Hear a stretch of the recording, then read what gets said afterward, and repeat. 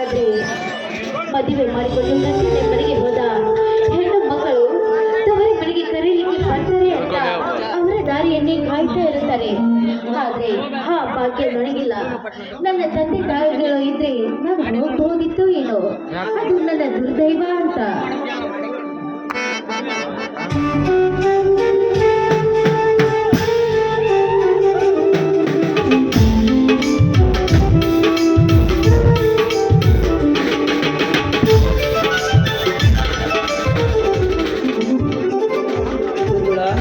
ಏನು ಮಾಡುತ್ತಿರುವೆ? ವೈದ್ಯನವರ ಮನೆಯಲ್ಲಿಲ್ಲವೇ? ಇಲ್ಲ ಬನ್ನಿ ಸ್ವಾಮಿ, ಈಗ ತಾನೇ ಹೊರಗಡೆ ಹೋಗಿದ್ದಾರೆ ಅವರು. ಮಂಜುಳ, ನಿನ್ನ ಕಣ್ಣಲ್ಲಿ ನೀರು ಯಾಕೆ ಈ ರೀತಿ ಕಣ್ಣೀರು ಹಾಕೋತ ನಿಂತಿರುವೆ? ಯಾಕೆ, ಏನಾಗಿದೆ ನಿನಗೆ? ಏನಿಲ್ಲ ಸ್ವಾಮಿ, ಸ್ವಲ್ಪ ತವರಿನ ನೆನಪಾಯ್ತು ಅಷ್ಟೇ ರೀ. ಹುಚ್ಚಿ, ತವರಿನ ಕಡೆ ನೆನಪಾಯ್ತೆಂದು ಈ ರೀತಿ ನಿನ್ನ ಕಣ್ಣೀರು ಹಾಕುತ್ತಾ ನಿಂತರೆ ನಿನ್ನ ಮನಸ್ಸಿಗೆ ಸಂತೋಷವಾಗುತ್ತದೆ.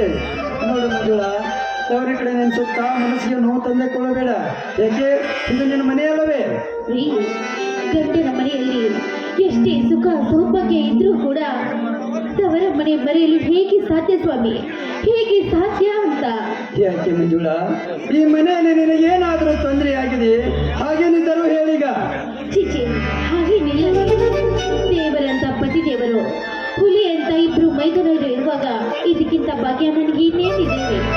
ನೋಡು ಮಂಜುಳ, ಈ ಮನೆಯಲ್ಲಿ ನಿನಗೇನಾದರೂ ಉಡಲು ತಿಳಲು ಕಡಿಮೆಯಾಗಿದ್ದರೆ ನನಗೆ ಹೇಳು, ನಾನು ತಂದು ಕೊಡುತ್ತೇನೆ. ಆದರೆ ಯಾವತ್ತಿಗೆ ನೀನು ಕಣ್ಣೀರು ಹಾಕಕೂಡದು. ನೀನು ಯಾವಾಗಲೂ ನಗು ನಗುತ್ತಿರಬೇಕೆನ್ನುವುದೇ ಈ ನಿನ್ನ ಗಂಡನ ಆಸೆ. ಹಾಗಾದ್ರೆ ನನ್ನದೊಂದು ಮಾತು ನಡೆಸಿಕೊಡ್ತೀರಾ? ಒಂದೇಕೆ ಮಂಜುಳ, 10 ಕೇಳು, ಖಂಡಿತವಾಗಿ ನಡೆಸಿಕೊಡುತ್ತೇನೆ. ಹಾಗಾದ್ರೆ ನಮ್ಮಿಬ್ಬರ ಮೈದುನರ ಮದುವೆ ಮಾಡ್ಬೇಕು ಅಂತ ನಿರ್ಧಾರ ಮಾಡಿದ್ದೀನಿ ಸ್ವಾಮಿ. ಹಬ್ಬ, ಅಂತೂ ಮೈದುನರ ಮದುವೆ ಮಾಡಿ ಮೈದುನರ ಹೆಂಡತಿಯರು ಬಂದ ನಂತರ ನಿನ್ನ ಮನೆ ಎಲ್ಲ ಜವಾಬ್ದಾರಿ ಕೆಲಸ ಅವ್ರಿಗೆ ಒಪ್ಪಿಸಿ ಹಾಯಾಗಿರಬೇಕೆನ್ನುವುದೇ ನಿನ್ನ ಆದ್ಯತೆ ಕಾಣುತ್ತದೆ. ಹಾಗೇನಿಲ್ಲ ರೀ, ರಾಜುವಿನ ಓದು ಕೂಡ ಮುಗಿತು. ಅರ್ಜುನ ಮದುವೆ ವಯಸ್ಸಿಗೆ ಬಂದಿದ್ದಾನೆ. ಅವರಿಬ್ಬರ ಮದುವೆ ಮಾಡೋದು ನಮ್ಮಿಬ್ಬರ ಹಿರಿಯರ ಕರ್ತವ್ಯ ಅಲ್ವೇನ್ರಿ? ಸಂಬಂಧರ ಮೇಲೆಗೆ ನನಗೇನು ಪ್ರೀತಿ ಇಲ್ಲ ಅಂತ ತಿಳಿದಿರಿಯ? ನಾನು ಅದೇ ವಿಚಾರದಲ್ಲಿದ್ದೇನೆ. ಸಂಬಂಧರು ಬರಲಿ, ಬಂದ ತಕ್ಷಣ ನಿರ್ಧಾರ ಮಾಡಿ ಒಳ್ಳೆ ನಿರ್ಧಾರಕ್ಕೆ ಬರೋಣ.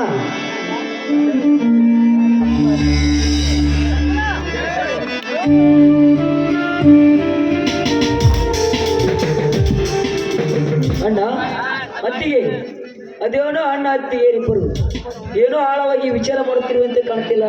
ಏನದು? ಬನ್ನಿ ತಮ್ಮಂದಿರೇ, ನಿಮ್ಮ ಬಗ್ಗೆನೇ ವಿಚಾರ ಮಾಡುತ್ತಿದ್ದೇವೆ. ಅಣ್ಣ, ನಮ್ಮ ಬಗ್ಗೆ ವಿಚಾರ ಮಾಡುವಂತ ವಿಷಯ ಏನಣ್ಣ?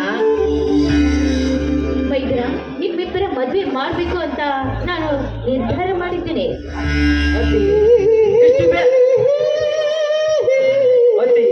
ಇಷ್ಟು ಬೇಗ ನಮಗೆ ಯಾಕಮ್ಮ ಮದುವೆ? ಇನ್ನು ಕೆಲವು ದಿನಗಳ ಕೈಲಿ. ಯಾಕೆಂದರೆ ರಾಜುವಿನ ಓದಿನ ಸಲುವಾಗಿ ಈಗಾಗಲೇ ಸಾಕಷ್ಟು ಸಾಲವಾಗಿದೆ. ಆ ಸಾಲ ತೀರಿದ ಬಳಿಕ ನೋಡಿದರಾಯ್ತು. ರಾಜು, ನಿಮ್ಮ ಅಭಿಪ್ರಾಯ ಏನಪ್ಪ? ಅಣ್ಣನಿಗೆ ಮದುವೆ ಬೇಡ ಎಂದ ಮೇಲೆ ಅವನ ತಮ್ಮನಾದ ನನಗೆ ತಮ್ಮ ಮದುವೆ, ಅಷ್ಟಕ್ಕೂ ಮದುವೆ ಆದ ಮೇಲೆ ಹೆಂಡತಿ ಸಂಸಾರ ಅದು ಇದು ಎಂದು ಕುಳಿತು ಹೆಂಡತಿ ಜೊತೆ ಚಕ್ಕಂದ ಹೊಡಿತಾ ಕುಳಿತರೆ ನೀವು ನನ್ನನ್ನು ಓದಿಸಿದ್ದು ವ್ಯರ್ಥವಾಗುತ್ತದೆ. ನನಗೆ ಯಾವಾಗಾದರೂ ಒಂದು ಉದ್ಯೋಗ ನೌಕರಿ ತಗೊಂಡ ಮೇಲೆ ನಿಮ್ಮ ಸೇವೆ ಮಾಡುತ್ತೇನೆ.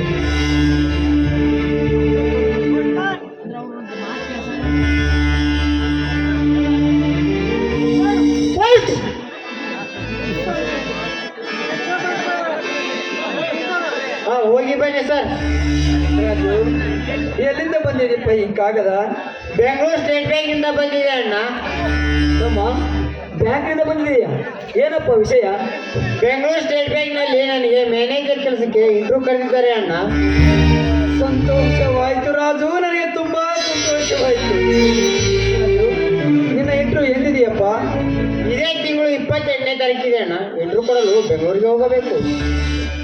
ನನ್ನ ತಂದೆ ಜಗಜ್ಯೋತಿ ಬಸವೇಶ್ವರನ ಆಶೀರ್ವಾದ ನಮ್ಮ ಮೇಲೆ ಸದಾ ಇದೆ. ನನಗೆ ತುಂಬಾ ಸಂತೋಷವಾಯಿತು ಮೈದುನ. ನಿಮಗೆಲ್ಲರಿಗೂ ಸಂತೋಷವಾಗಿದೆ, ಆದರೆ ನನಗೆ ಅಸಂತೋಷವಾಗಿದೆ. ಏನು ಮಾತನಾಡುತ್ತಿರುವೆ ರಾಜು ನೀನು? ನಿನಗೆ ಮ್ಯಾನೇಜರ್ ಇಂಟ್ರ್ಯೂ ಬಂದಿದ್ದು ಸಂತೋಷವೆಲ್ಲ ಹೇಳುತ್ತಿರುವುದೆಯಲ್ಲ? ಯಾಕೆ ನಿನಗೆ ಮ್ಯಾನೇಜರ್ ಕೆಲಸ ಇಷ್ಟ ಇಲ್ಲವೇ? ಇಷ್ಟ ಇದೆ ಅಣ್ಣ, ಆದರೆ ನಮ್ಮ ಮ್ಯಾನೇಜರ್ ಕೆಲಸಕ್ಕೆ ಈಗಿನ ಕಾಲದಲ್ಲಿ ಅಂದಾಜ 1,00,000 ರೂಪಾಯಿ ಆದ್ರೂ ಹಣ ಬೇಕೇ ಬೇಕಣ್ಣ. 1 ಲಕ್ಷ ಹಣ ಬೇಕೆ? ನಾವಿರುವ ಈ ಸ್ಥಿತಿಯಲ್ಲಿ ಅಷ್ಟೊಂದು ಹಣ ಎಲ್ಲಿಂದ ತರುವುದಪ್ಪ?